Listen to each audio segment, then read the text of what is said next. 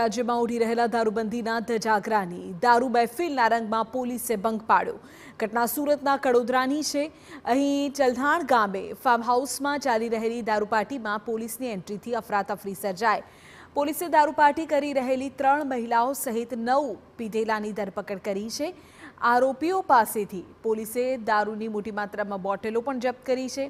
સાથે જ એક કાર, 11 મોબાઈલ સહિતનો મુદ્દામાલ જપ્ત કરવામાં આવ્યો છે।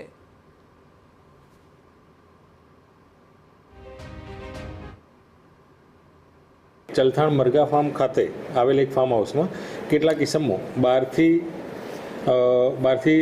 દારૂ તથા છોકરીઓ લાવી અને મહેફિલ માણી રહેલ છે તેવી માહિતી આધારે પોલીસ સ્ટાફના માણસો સાથે બાતમીવાળી જગ્યાએ રેડ કરતા ફાર્મ હાઉસની અંદર નીચેના ભાગે આવેલ રૂમમાં કુલ હોલની અંદર 9 પુરુષ ઈસમો દારૂની મહેફિલ માણતા મળી આવેલ તેમજ તેમની પાસે 3 મહિલાઓ પણ હાજર મળી આવેલ।